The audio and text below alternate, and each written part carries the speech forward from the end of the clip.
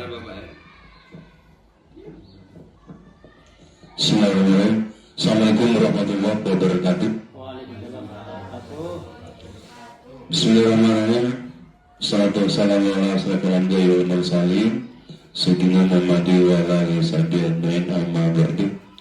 Bapak Ibu yang saya hormati, keluarga besar Selut 2 dan 3, syukur alhamdulillah hari ini kita bisa bersama-sama berada di ruangan ini dalam rangka mengikuti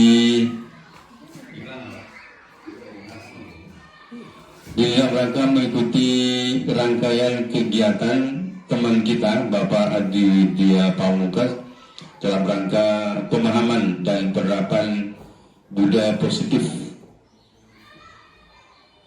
Kita berharap mudah-mudahan rangkaian kegiatan calon guru penggerak teman kita bisa berjalan lancar, tidak ada kendala hingga tuntasnya nanti. Apa dan bagaimana?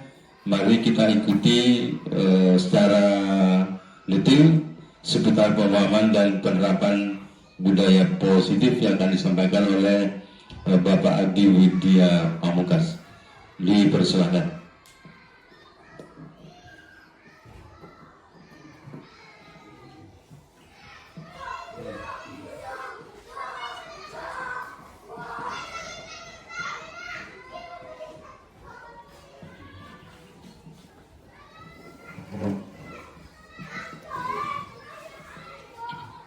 Assalamualaikum warahmatullahi wabarakatuh.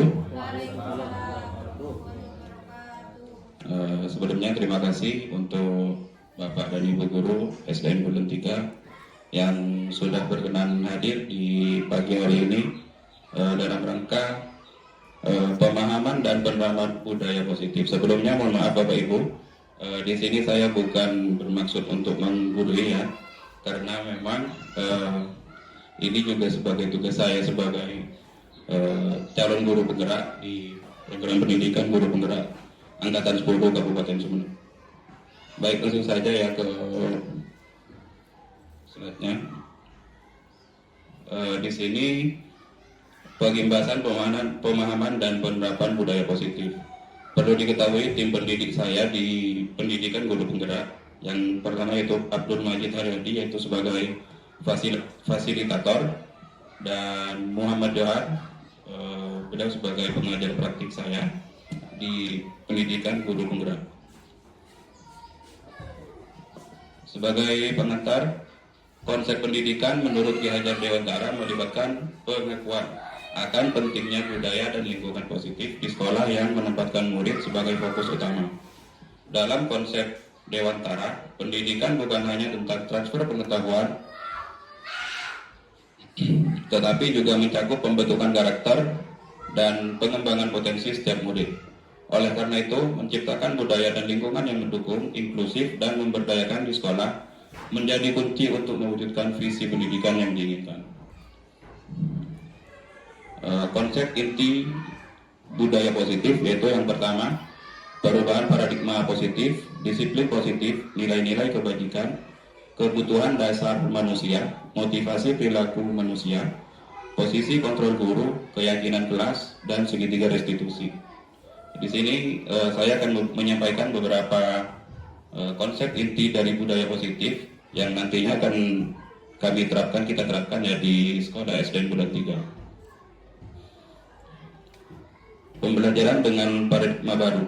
Pembelajaran dengan paradigma baru merupakan pembelajaran yang dirancang berdasarkan prinsip pembelajaran berdiferensiasi, sehingga peserta didik belajar sesuai dengan kebutuhan berdasarkan tahap perkembangan yang sesuai teori psikologi modern untuk mewujudkan profil pelajar Pancasila.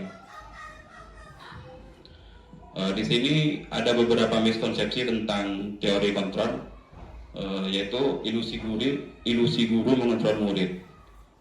Ilusi yang pertama yaitu ilusi bahwa semua pengetahuan positif, efektif, dan bermanfaat.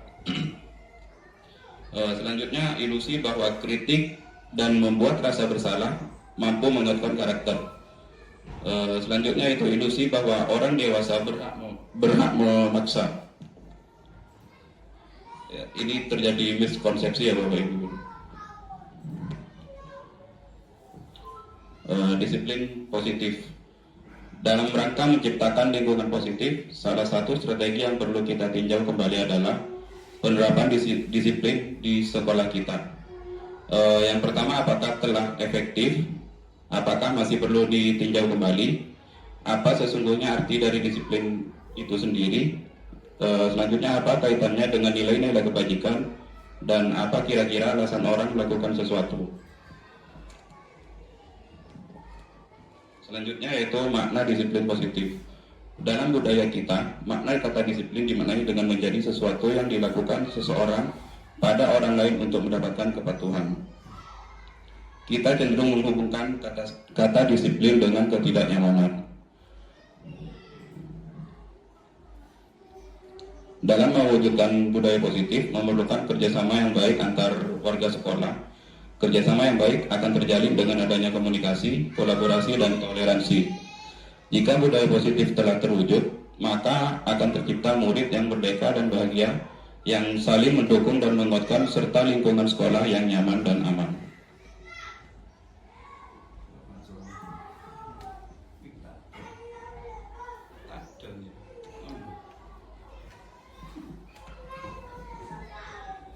Selanjutnya itu nilai-nilai kebajikan universal. Nilai-nilai kebajikan adalah sifat-sifat positif manusia yang merupakan tujuan mulia yang ingin dicapai setiap individu. Nilai-nilai merupakan payung besar dari sikap perilaku kita, atau nilai-nilai merupakan fondasi kita berperilaku. Beberapa institusi atau organisasi pendidikan telah memiliki nilai-nilai kebajikan yang diyakini dan disepakati bersama. Salah satunya adalah nilai-nilai kebajikan yang ingin dicapai oleh setiap anak Indonesia yang kita kenal dengan profil pelajar Pancasila.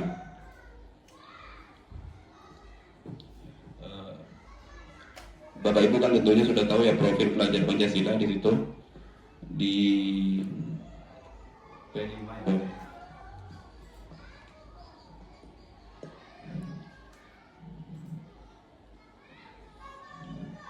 di sini menurut standar pendidikan nasional, dalam rangka menciptakan lingkungan yang positif, maka setiap warga sekolah dan pemangku kepentingan perlu saling mendukung, menghayati, dan menerapkan nilai-nilai kebajikan yang telah disepakati bersama.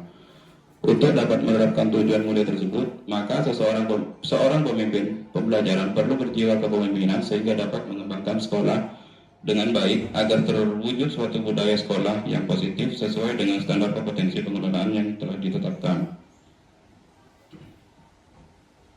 Selanjutnya kita masuk pada teori motivasi.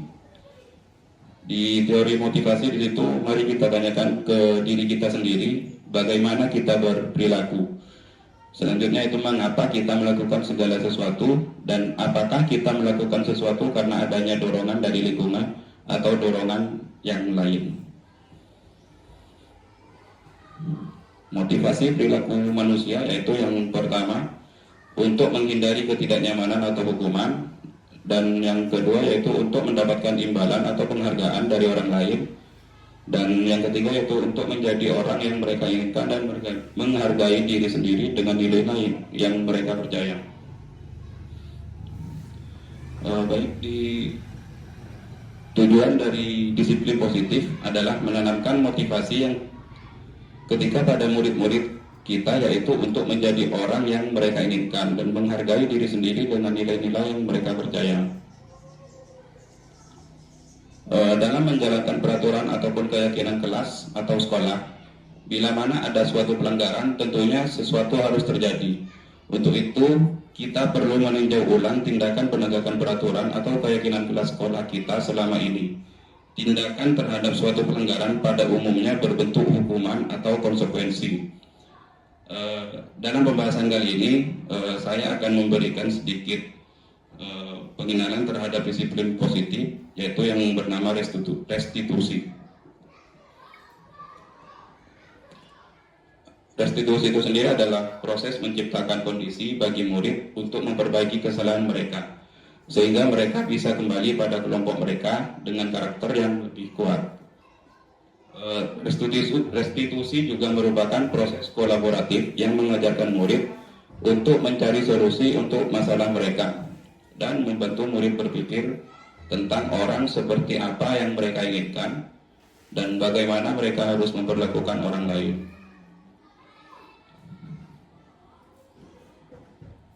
Restitusi adalah sebuah pendekatan untuk menciptakan disiplin positif. Ciri-cirinya yaitu yang pertama, restitusi memperbaiki hubungan. Restitusi adalah tawaran, bukan paksaan. Restitusi menuntun untuk melihat ke dalam diri. Restitusi mencari kebutuhan dasar yang mendasari tindakan. Selanjutnya, restitusi diri adalah cara yang paling baik. Itu adalah ciri-ciri restitusi. Baik, di sini perbedaan ya dari beberapa konsep disiplin dengan identitas yang bisa dikatakan gagal ya Bapak Ibu. Yang pertama yaitu ya hukuman. Hukuman itu dapat mengakibatkan peserta didik kita menjadi menyakitkan, tidak nyaman dan merasa takut serta memaksa. Selain itu murid menyembunyikan kesalahan, cenderung berbohong ya Bapak Ibu.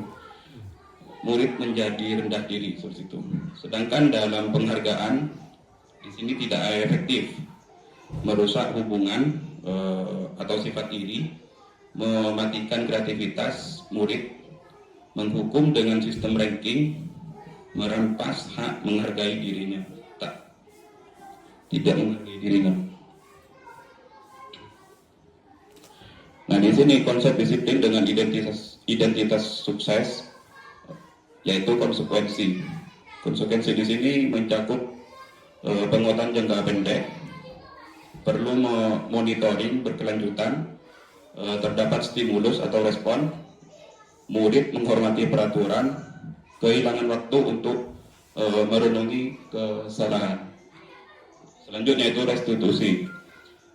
Restitusi ini mencakup yang pertama yaitu murid bertanggung jawab untuk perilakunya, fokus pada pemecahan masalah jangka panjang, dan murid menghormati dirinya dan orang lain.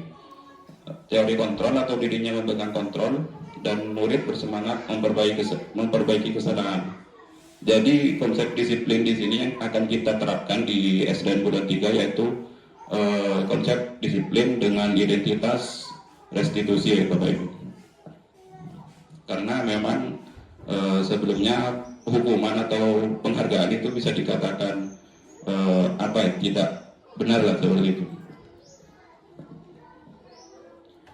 Di sini saya berikan contoh perbedaan ya dari hukuman, konsekuensi, restitusi dan penghargaan.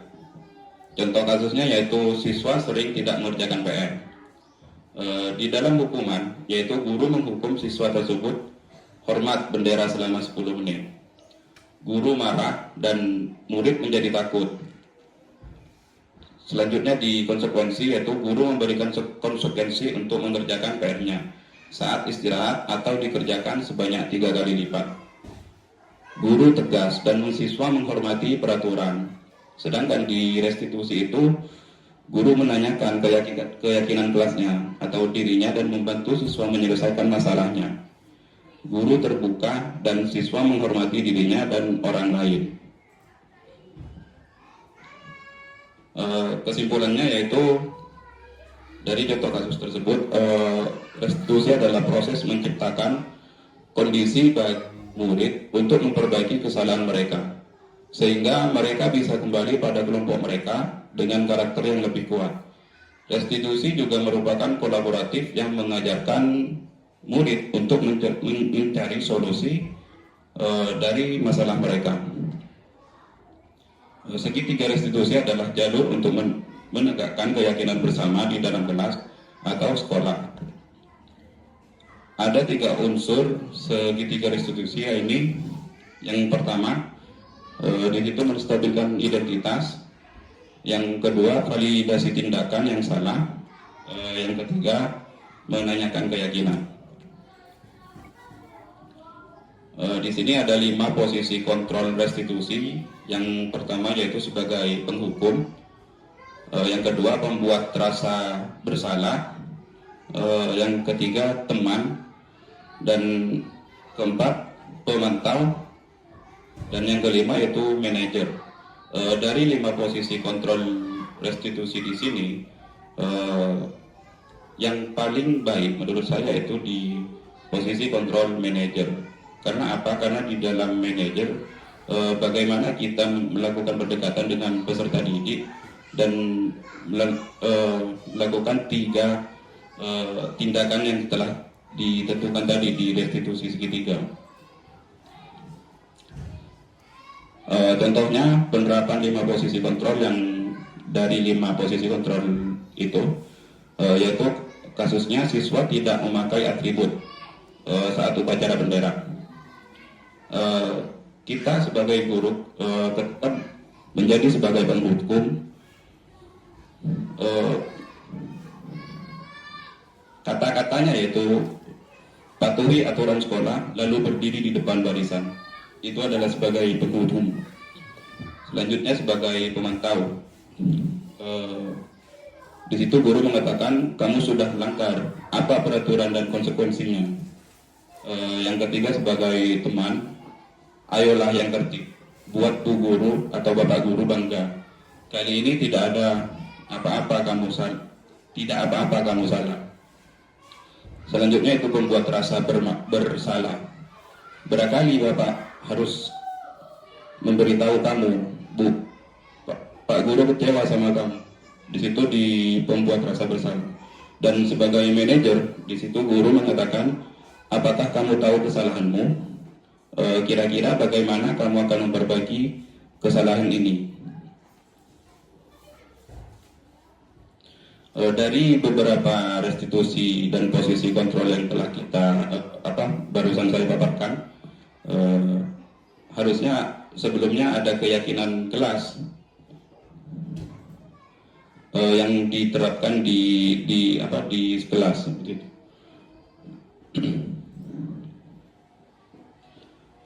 Pembentukan keyakinan kelas, yaitu yang pertama, keyakinan kelas bersifat lebih abstrak daripada peraturan yang lebih rinci dan konkret.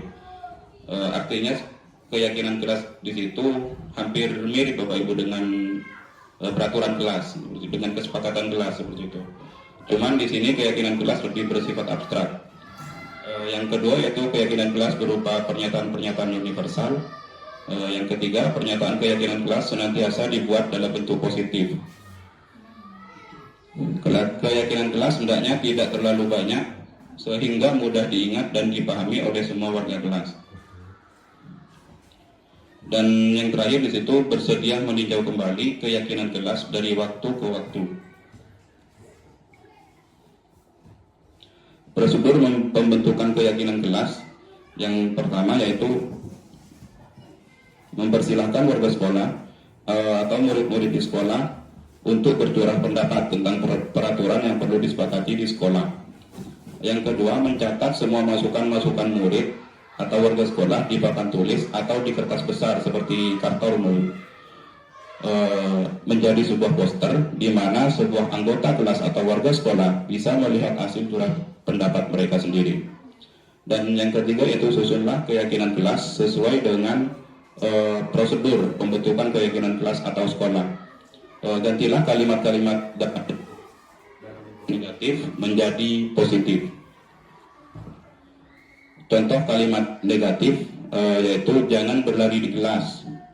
Kalimat positifnya yaitu berjalanlah di kelas. Seperti itu ya Bapak.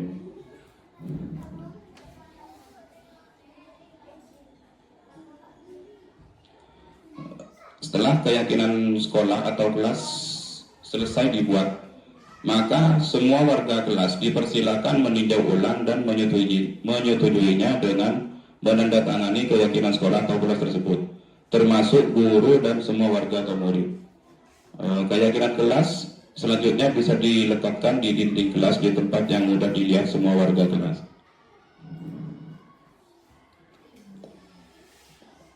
Ini adalah sebuah contoh keyakinan kelas yang pertama, yaitu biasanya ditempel di dinding di belakang itu atau di depan.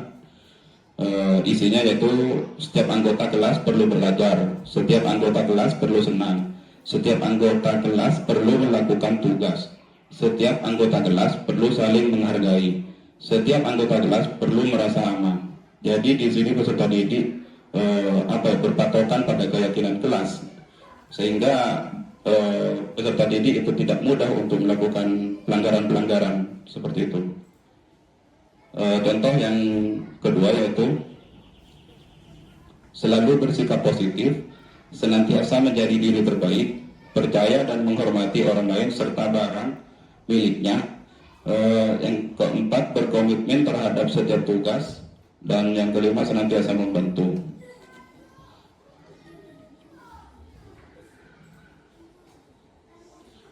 Dari keyakinan kelas di situ, Bapak Ibu, ketika ada peserta didik yang melanggar, di situ penyelesaiannya dengan cara segitiga restitusi.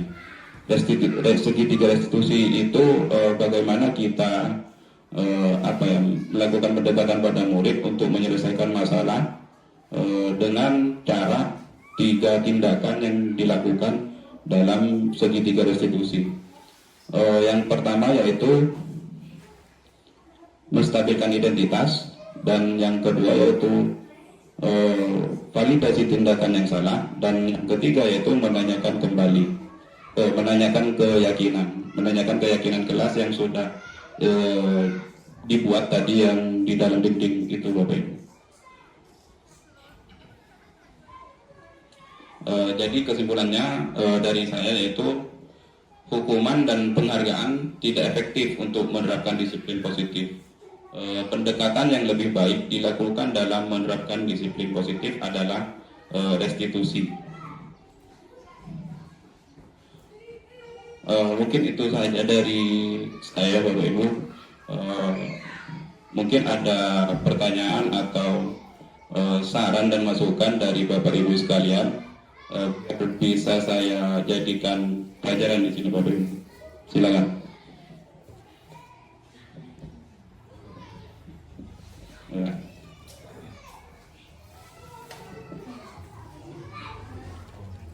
Assalamualaikum warahmatullahi wabarakatuh. Terima kasih kepada Pak yang sudah memberikan penjelasan yang sudah lebih baik, lebih positif, akurat. Saya tanyakan Pak, ini masalah keyakinan per kelas. Tentunya ada perbedaan kelas rendah sama kelas tinggi. Yang tadi diutarakan cuma kelas 1 dan kelas 5. Untuk kelas 2, 3 bagaimana? Sama apa sama dengan kelas 1 sama kelas 5, kelas 6 sama keyakinan kelas itu? Perlu diperjelas Pak. Terima kasih.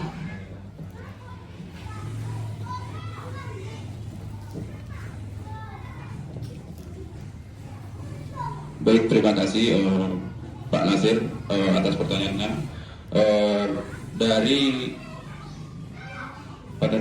keyakinan kelas ya Pak Nasir. Keyakinan kelas di kelas 1 atau kelas 5 di situ sebagai contoh. Untuk di kelas 2 atau 3 ya tidak sama Bapak. Karena memang enaknya di keyakinan kelas di situ kita menyepakati bersama Bapak. Kita sebagai guru di situ memberikan tawaran pada peserta didik bagaimana apa yang akan disepakati, keyakinan kelas kita seperti itu.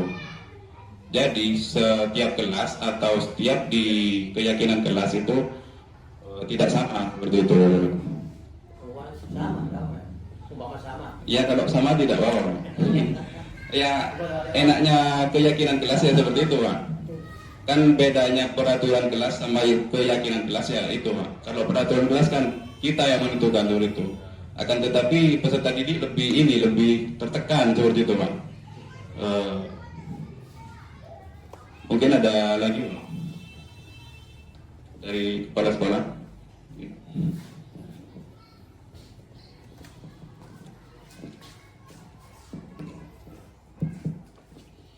Assalamualaikum warahmatullahi wabarakatuh. Jadi apa yang sudah disampaikan oleh teman kita tadi seputar bagaimana disiplin kita dalam memberikan ini restitusi kepada anak di masing-masing kelas. Jadi kami akan berusaha lah untuk apa yang sudah disampaikan itu untuk mempraktekkan dari dalam realisasinya bagaimana kita memberikan dalam tanda petik retribusi kepada anak-anak kita nantinya. Jadi kalau memang tidak ada kesamaan ya nanti mungkin kami menetapkan sesuai dengan tingkat dari kesalahan apa yang sudah dilakukan oleh anak. Jadi kita tinggal menyesuaikan diri nanti mulai dari tingkat anak-anak di kelas rendah sampai di kelas tinggi, karena kita yakin bahwa masing-masing kesalahan mereka, masing-masing kesalahan anak tidak akan sama, sehingga restitusinya tidak akan sama juga. Artinya dalam tanda petik, meski tidak ada hukuman, tidak ada apa dan segala macam, tapi paling tidak kita memberikan peringatan sesuai dengan tingkatan dari masing-masing kelas. Itu saja yang dapat saya sampaikan. Terima kasih. Assalamualaikum warahmatullahi wabarakatuh. Waalaikumsalam warahmatullahi wabarakatuh.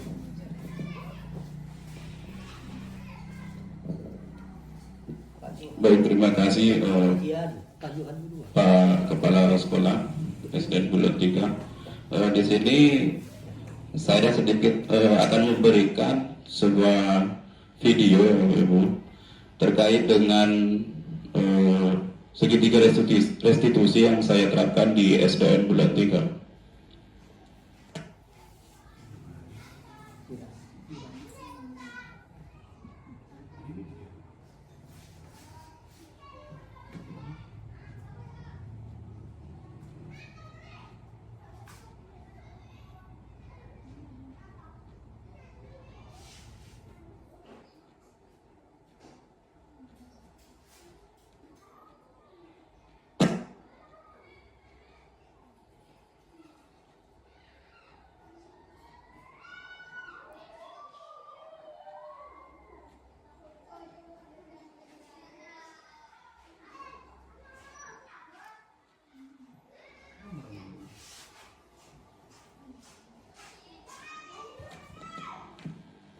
Di situ di kasus pertama ketika saya menerapkan di SDN Bulan 3, yaitu virus tidak terima pekerjaannya selepas ditek oleh teman-temannya. Ia marah dan tidak dapat menahan emosinya. Di situ saya menerapkan segitiga restitusi, tetapi dalam bahasa Madura Bapak Ibu ya, juga sudah ada terjemahnya.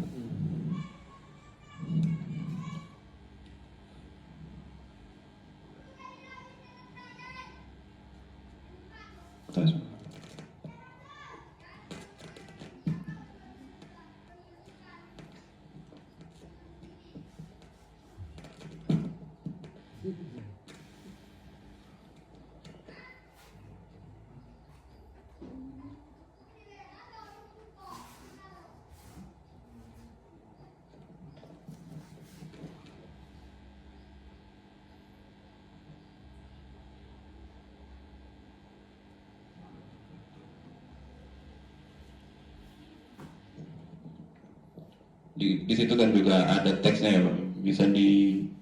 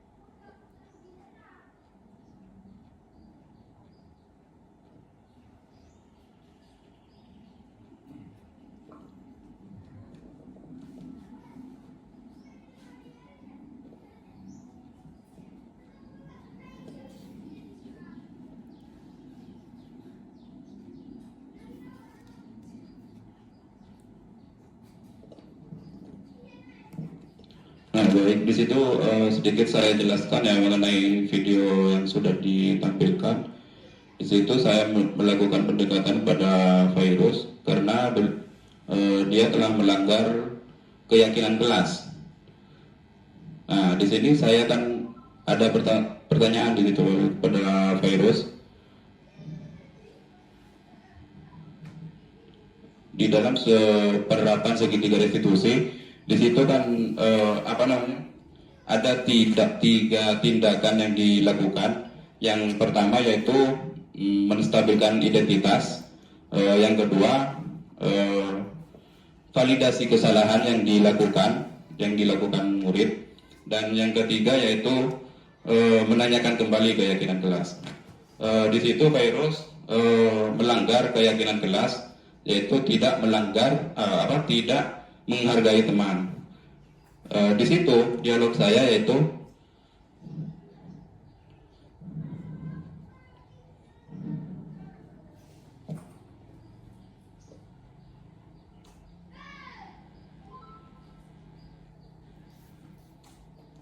di situ saya akan bertanya di situ pada virus, apa yang sudah virus lakukan seperti itu. Di situ termasuk pada tindakan validasi tindakan yang salah seperti itu. Jadi virus mengakui kesalahannya sendiri dalam melanggar keyakinan kelas yang sudah bentuk di dalam kelas 4 seperti itu.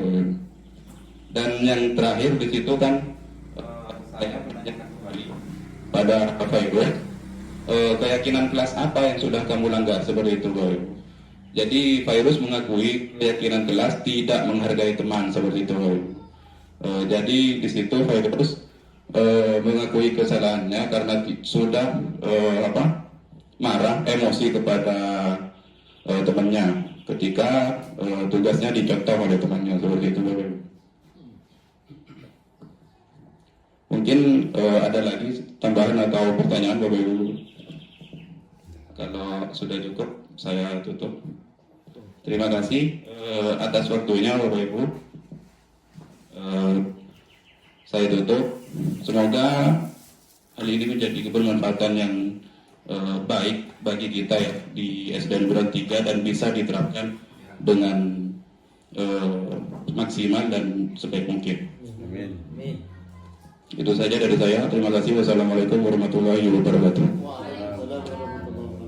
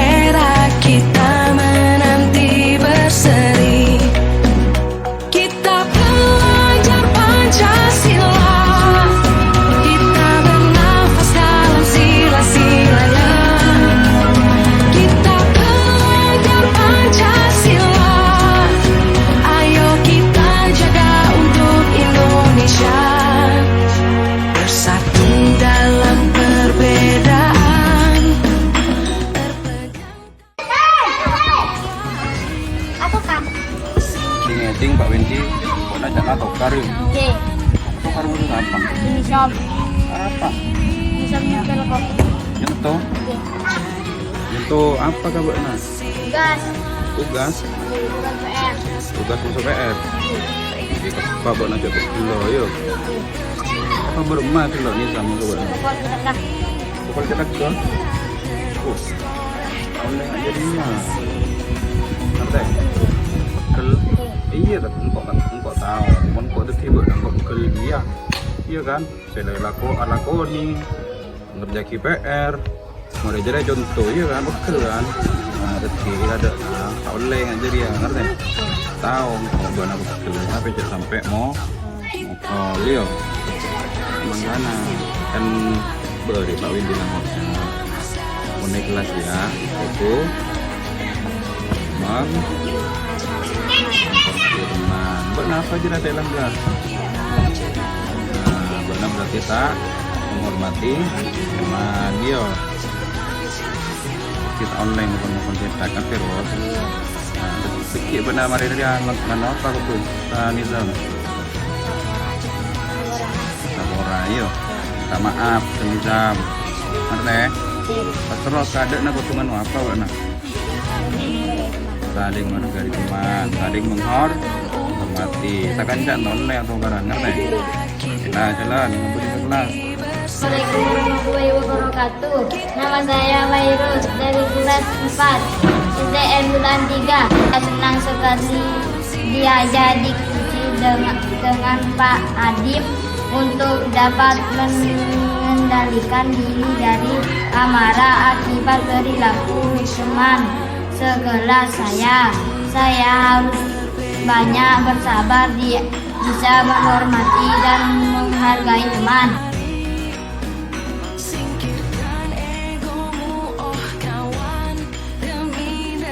Benar apa mak benar?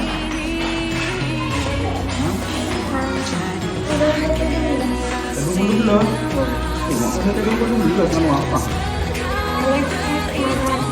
Ambu cara bangunan dia. Acara sekolah ada. Pera mare. Ini ya, pera tak mare. Kelas. Ambu cara boleh kan? Dikit buat nak. Dek nengen buat nak, tapi berempat di dalam malam. Kalau dulu pelana, yo. Ada tak telat. Ada sekolah nanti. Cara boleh nanti. Bu.